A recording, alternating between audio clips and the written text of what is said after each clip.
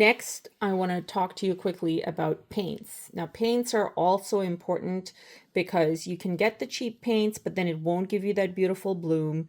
So it's kind of tied in with the kind of paper that you use. So I recommend getting something like the Paul Rubens MeiLiang line.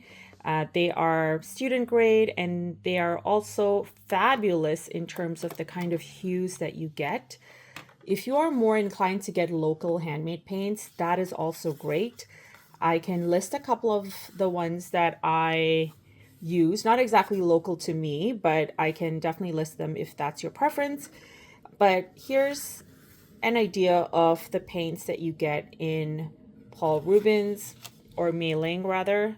This is the larger set. You can get a smaller set and it gives you an array of different colors. You can see we've got some pastels, and we've got some really nice jewel tones and greens and blues and such. So that's what the set looks like. Again, this is just an example to show you what these paints look like. And these are the little color cubes or color cakes, like I like to call them. The next one that I want to talk about is Daler-Rowney. It's a little bit pricier, but again, fabulous quality of paints.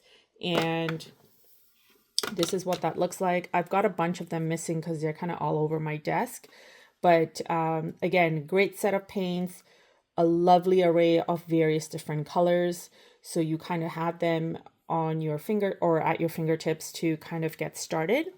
Now, when it comes to paints, if you are able to get just maybe 5 really good colors or 4 really good colors, like the main colors where you can mix them together and form other colors like in a palette, then I encourage that because you're kind of challenging yourself to acquaint yourself with the colors and the mixing, and you're experimenting and learning a lot more. So once again, if you're looking for key colors to get, I would suggest something like CMYK, which is cyan, magenta, yellow, and black. Those are the key colors you need to kind of mix and get some beautiful other colors in your palette, or in your painting rather. Okay, and that is it for colors.